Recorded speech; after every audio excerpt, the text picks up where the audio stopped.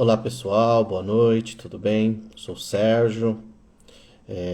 Para aqueles que não me seguem no Instagram, nessa hora, nessa nossa live, eu quero falar um pouquinho sobre a hermenêutica, a arte da interpretação ensinada. Para quem me conhece de perto, quem me acompanha, quem é meu aluno na Fateza onde eu ensino, sabe o quanto eu prezo por uma hermenêutica, uma exegese e uma homilética.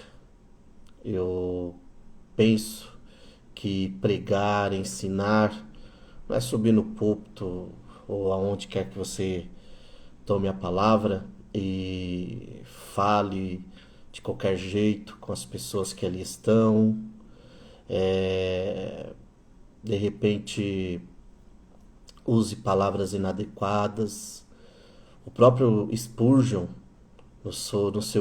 em uma das suas lições aos seus alunos, falando sobre a pregação, e nós estamos falando do príncipe dos pregadores, ele dizia que para evitar os gritos, os berros, porque isso soava muito mal aos ouvidos. Então, é uma série de artigos que eu estou escrevendo aí no meu canal do Instagram. Esse canal que tem aí como tema café e livros, e falar em café, está o meu cafezinho, né? E livros, hoje eu venho falar sobre essa grandeza desse livro. Hermenêutica, a arte da interpretação ensinada pelos próprios escritores bíblicos. Compartilhe essa live, chame os amigos, porque nós vamos mergulhar um pouquinho hoje sobre a hermenêutica. E uma vez por mês aí nós estaremos fazendo ao vivo aqui uma live para falar sobre esses temas relacionados à hermenêutica, exegese, a homilética e outros temas, enfim, tudo que envolve livros. É, Livros é uma paixão que eu tenho, gosto muito de ler e penso que todos deveriam compartilhar dessa mesma paixão. Mas quando nós falamos da hermenêutica, que é o tema, o título dessa live, o que significa isso? O que é hermenêutica? Onde apareceu? Aonde surgiu? Em resumo, e sendo bem prático, a hermenêutica é a interpretação coerente do texto. A hermenêutica ela pode ser aplicada a várias matérias do saber humano. Por exemplo, um juiz, um advogado, ele utiliza da hermenêutica para dar a sua interpretação da lei. Não é diferente com aquele que se propõe a pregar, a discursar. Quem discursa precisa da hermenêutica. No caso da Bíblia, da pregação bíblica, quando nós falamos da hermenêutica, nós temos que ter em mente que nós estamos falando da missão mais nobre que uma pessoa pode ter, que é anunciar a palavra de Deus, né? Falar de palavras que não são suas, são palavras de um Deus zeloso, de um Deus amoroso. E eu sempre uso como exemplo: se alguém se aproximar falando de qualquer maneira, dando, sei lá, uma interpretação errada das coisas para minha esposa, eu não gostaria. Não, com certeza não vou compartilhar dessa coisa, desse sentimento. Assim também é com a igreja de Deus. Nós devemos ter cuidado. Nós estamos falando com a noiva de Cristo. E um dia o Senhor vai requerer daqueles que pregam, que ensinam, como que eles trataram a noiva de Cristo. Então, nesse ponto, eu concebo que pregar é uma chamada, é um ministério apresentado nas Escrituras como o ministério da palavra. E então não é somente no púlpito dar uma palavra. Quando adolescente eu lembro que pregar era para pessoas que eram chamadas. E hoje parece que todo mundo quer ter ou tem essa chamada específica da pregação. E é por isso que surgem algumas coisas muito estranhas no nosso meio, tá bom? Quero dar os bem-vindos aqui a algumas pessoas, Sueli, Natália, irmã da minha esposa, né? Jaqueline, Cida, irmã Cida, coordenadora ali da nossa Fateza. E falar em Fateza, agora no próximo sábado, dia 3, começamos o nosso curso médio. Falaremos a respeito dos dons ministeriais, Silas, enfim. A Sueli é aluna minha ali na Fateza, no nosso núcleo às terças-feiras aqui em Clube de Campo. Vamos falar rapidamente sobre a hermenêutica, né? Então, fazer uma boa interpretação do texto, que é uma das funções da hermenêutica, que é dar ferramenta, subsídio para aquele que estuda ou que está preparando uma pregação. Fazer uma boa interpretação do texto, chegar próximo do seu significado, né, verdadeiro e aplicá-lo corretamente, tudo isso está envolvido dentro desse processo de hermenêutica. Claro que só a hermenêutica, sem uma boa exegese, sem uma boa homilética, ela também não vai surtir tanto efeito. Por isso que eu sempre falo que é um pacote. Você tem que, como pregador, ensinador, estudar, se preparar para que você possa praticar uma boa homilética nos púlpitos ou aonde quer que você vai discursar. Você tem que também ter uma boa hermenêutica e uma boa exegese, tá bom? Os ensinamentos da Bíblia, eles não são apenas uma questão de interpretação pessoal. O próprio Pedro, em 2 Pedro, capítulo 1, versículo 20 e 21, está escrito: antes de mais nada, saibam que nenhuma profecia da Escritura provém de interpretação pessoal, pois jamais a profecia teve origem na vontade humana. Então, olha que interessante quando nós pegamos a questão da hermenêutica pela própria Escritura. O texto de Pedro vai dizer que nenhuma profecia provém de interpretação pessoal. Aqui é o primeiro ponto para quem quer fazer uma boa hermenêutica: deixar de lado os pressupostos. O nosso problema, às vezes, enquanto pregadores, ensinadores, estudantes das Escrituras, é que nós já vamos ao texto com os nossos pressupostos. Isso está errado. Nós temos que deixar os nossos pressupostos de lado e deixar que a Escritura fale por si só. Aí, diante disso, como diz o grande doutor e teólogo Carlos Augusto Vailate, sempre, né, que ele tem oportunidade, ele diz que a nossa leitura das Escrituras, infelizmente, ela é contaminada. Fecha aspas. E se a nossa leitura é contaminada, a nossa interpretação também é contaminada. Eu não posso ler as Escrituras apenas com a minha lente, como alguns propõem, né? Não, leia a Bíblia com a lente de uma pessoa da modernidade, da pós-modernidade, do século XXI. Tá, Moisés tinha um tablet quando ele escrevia toda a sua lei, né? Daniel, quando transcreve ou descreve as suas visões, ele faz uso ali de um léxico, de um dicionário bíblico? Claro que não. Então, diante disso, é onde eu falo que a hermenêutica, ela é importantíssima para o pregador e para o ensinador.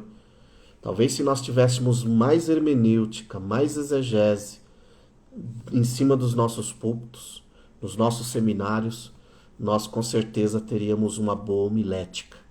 Agora, o problema é que às vezes nós nos aperfeiçoamos muito na homilética, no discurso, na postura e outras coisas, né? Programação neurolinguística. Eu acho um absurdo quem usa, mas tem pessoas que usam palavras de efeito e esquecemos do principal. a hermenêutica e a exegese. Mas vamos lá. O que eu preciso ter, ou os passos que eu preciso dar para ter uma boa hermenêutica? Primeiro, entender o texto. O primeiro passo é ler o texto e entender as palavras que estão escritas. Isso significa entender o que a passagem da Bíblia está dizendo sem interpretações e nem aplicações. E aí é uma dificuldade nossa. Nós herdamos, eu sempre brinco que nós herdamos de Orígenes aquela coisa de querer ver significado em tudo. Há pregadores que vão ministrar sobre o filho pródigo e eles veem significado em tudo. Eles só não falam da tônica do filho pródigo, daquela passagem. Outros vão pregar sobre José e eles veem significado em tudo, mas eles não entendem a tônica do porquê a história de José estar ali registrado em Gênesis. E assim sucessivamente. Então, esse é o primeiro ponto pelo qual eu indico esse livro. Tá? Esse livro aqui é um livro de 239 páginas. Para um bom leitor, é um livro de 2, 3 dias de leitura. Mas eu indico ler esse livro, anotar a cada comentário, a cada explicação. Por quê? Diferente da maioria dos livros de hermenêutica, o autor, o David Starling, ele faz uma proposta diferente. Ele não propõe explicar o que é hermenêutica, enfim. Ele não entra na parte teórica. Ele faz uma hermenêutica mais prática, a partir dos próprios escritores. Então, eu particularmente me encantei com cada capítulo. Porém, o capítulo que mais me chamou a atenção dentro desse livro foi o capítulo 10, que tem por título Além do que está escrito, onde aqui ele faz uma leitura hermenêutica da teologia de Paulo em 1 Coríntios.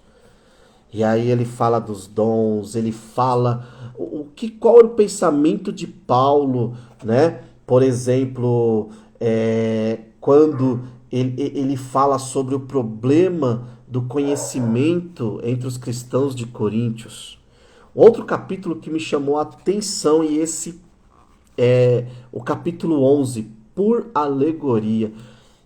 Por que esse capítulo 11, que é uma hermenêutica da alegoria baseada em Gálatas, me chamou a atenção? E assim, eu anotei a cada palavra, porque nós, pregadores desse presente, né, temos uma dificuldade em pregar por alegoria. E Paulo faz isso com uma maestria em Gálatas, né, utilizando a própria história, por assim dizer, ali de Gênesis, né, para trazer aquela alegoria entre Agar e Sara. Mas o que me chamou a atenção nesses 2 capítulos é que o autor nos mostra que Paulo, vamos modernizar, ele não pega apenas palavras soltas, mas Paulo, ele sempre fala dentro de um contexto. Paulo, diferente do que muitos pensam, deixava a própria Bíblia falar. Sim, ele, nos seus discursos, trazia ali do seu conhecimento da filosofia grega, no seu discurso ele trazia da sua cultura, e era uma cultura elevadíssima, porém, a voz maior na pregação de Paulo era as Escrituras. Aqui atrás, tem um livro do grande Spurgeon. Eu acho que todo pregador deveria ler Spurgeon, porque Spurgeon era um homem cultíssimo. Segundo historiadores, ele lia um livro basicamente por dia, né? Escreveu muitos sermões, mas a tônica, o livro que tinha o ponto central no ministério de Spurgeon era a Bíblia Sagrada. Outro, Jonathan Edwards, Eu brinco que é o Everest da teologia. Edward escreveu de forma tão densa que se você não tiver uma certa bagagem, um certo conhecimento teológico, é muito difícil compreender o pensamento de Edwards. Porém, por mais que pareça filosófico, Edwards deixava a Bíblia falar, a supremacia das Escrituras. Então, o primeiro ponto para se ter uma hermenêutica pura, uma hermenêutica eficaz, é deixar o texto falar por si só. E para isso eu preciso entender o que o texto quer dizer, sem interpretações e sem aplicações, né? Então, nessa primeira fase, é importante procurar o significado de palavras. E aí vem um ponto que, infelizmente, muitos ensinadores e pregadores, eles, como eu posso dizer, eles negligenciam o conhecimento do grego, do hebraico. Você não precisa ser um expert, mas você precisa ter um bom dicionário. Hoje, por mais que as pessoas demonizem, e eu não sou dessa vibe, eu acho que a internet é uma grande ferramenta na mão de nós, pregadores e ensinadores.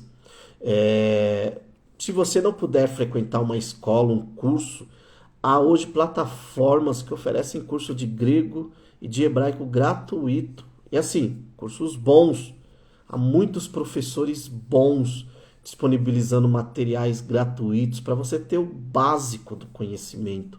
Então, procurar entender o significado das palavras, né? Por quê?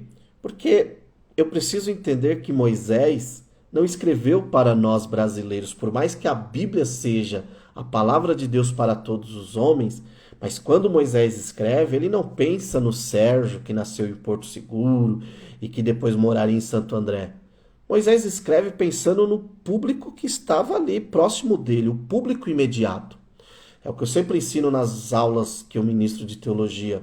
Quando eu, Sérgio, leio o texto bíblico, a primeira coisa que eu procuro extrair é o que Paulo, o que Jesus estava pensando quando ele falava para aquele público imediato. É o que o Raymond Gebral, ele vai dizer a comunidade que recebe, né? A comunidade joanina, a comunidade paulina. Então é muito interessante eu ter isso em mente. Para não estender muito aqui, o segundo passo de uma boa hermenêutica é entender o contexto. Cada versículo, cada passagem bíblica faz parte de uma história maior. Ignorar o contexto é como abrir um livro em uma página qualquer. E aí, mais uma vez, esse livro, como eu disse, 239 páginas, mas de uma riqueza. O autor aqui, ele traz, para mim, até hoje, eu vou falar minha opinião, uma das melhores hermenêuticas acerca do Apocalipse. Apocalipse, o livro mal entendido, mal pregado. As pessoas inventam cada história em cima do livro do Apocalipse. E o autor aqui, ele traz uma interpretação, e uma coisa que eu acho muito interessante é que ele enfatiza que é impossível entender o Apocalipse sem entender o contexto. Então, quando eu e você abrimos hoje o Apocalipse e lemos lá sobre a besta que estava morta, né, que morreu e ressuscitou, ah, não, é o anticristo, é o falso profeta, é o Império Romano, que hoje está em forma de religião e que vai nos últimos dias voltar à sua glória. Esse é o nosso pensamento. Mas e a comunidade que está recebendo o Apocalipse de João? O que ela tem em mente? O que ela tem em mente é o seguinte: ela tem em mente os imperadores, principalmente Nero. Havia uma lenda de que Nero ressuscitaria, uma profecia falsa, né? Por isso que eu falo que é lenda, de que Nero ressuscitaria, Nero com certeza voltaria a reinar. E aí aqueles cristãos que recebem aquela visão de João, eles olham e falam, calma aí, se com Domiciano apenas o negócio já está difícil, imagina se Nero ressuscitar. Então, deu para compreender quando, por exemplo, no Apocalipse, João tem aquela visão e descreve Jesus com aquelas características, né? Por exemplo, uma espada saindo da boca, mais afiada do que qualquer espada de dois gumes. Na época, Domiciano dizia que a espada, os romanos no geral, não havia uma espada mais poderosa do que a Gladius, a espada romana. Mas a espada que sai da boca de Jesus é muito mais poderosa. Jesus brilha muito mais do que o, o sol do meio-dia. Nossa, quando nós lemos isso, nós imaginamos Jesus com o rosto brilhando, impossível de ver. Mas para aqueles cristãos da primeira comunidade, da comunidade joanina que recebe o Apocalipse, o público imediato, faz sentido. Porque Domiciano se intitulou Deus Sol, né? Então, quando João descreve Jesus como o sol que brilha, como aquele que brilha mais do que o sol do meio-dia, está falando, olha, Domiciano não é nada, não é um Deus, porque o verdadeiro sol está aqui. Então, deu para entender? Quer ver outra coisa que muitos pregam e não entendem? Por que que Paulo, ele compara a igreja como um corpo? Gente, o Coester, na sua introdução ao Novo Testamento, e o Coester é a leitura obrigatória para quem quer fazer hermenêutica e exegese séria. Ele vai dizer uma coisa muito interessante. O tipo de sociedade romana era comparado a um corpo, onde o imperador era o cabeça.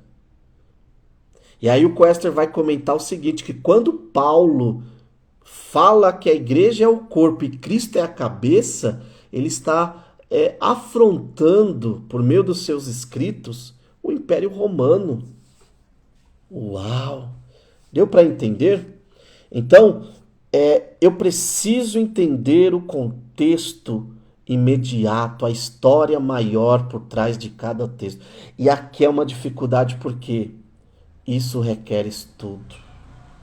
Isso requer eu sentar, eu ler o texto, eu procurar o texto, eu recorrer a livros, eu recorrer a comentários, mesmo que seja em PDF. Eu não estou falando que você ter uma biblioteca com 5.000 livros. Eu gosto dos livros físicos, mas também utilizo as ferramentas, né, digitais.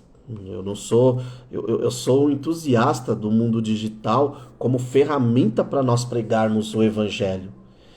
Mais uma vez aponto aqui, ó, Spurgeon, grande Spurgeon. Spurgeon, no livro Os Heróis da Fé, o Boyer vai dizer que quando ele não entendia o texto, ele ficava a noite inteira pesquisando e orando até compreender o texto. E hoje o pessoal dá tanto fast food para a igreja. Infelizmente, né? Eu não partilho dessa opinião. E para finalizar aqui, entender a aplicação atual. Então vamos lá. Eu entendi as palavras difíceis do texto, eu entendi o contexto imediato do texto, agora eu posso fazer uma aplicação atual do texto. Veja só, não deve ser uma interpretação pessoal, mas uma interpretação do texto pela própria passagem bíblica, né?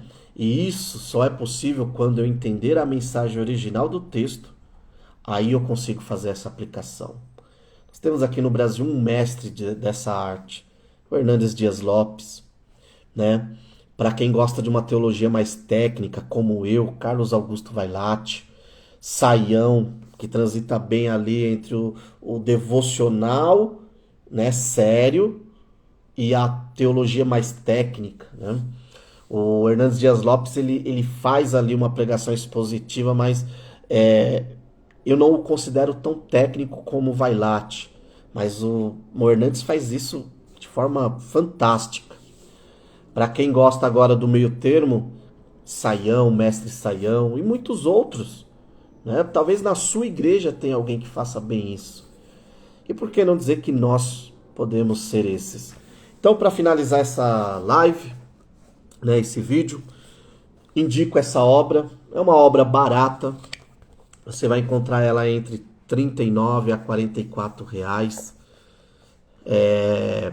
Eu falo que é barato porque qualquer pizza hoje, um McDonald's, sei lá, você vai pagar aí, você não vai gastar menos de 60 reais. E por que não investir no seu ministério, investir na sua igreja? Porque quando você se capacita, a sua igreja ganha com isso.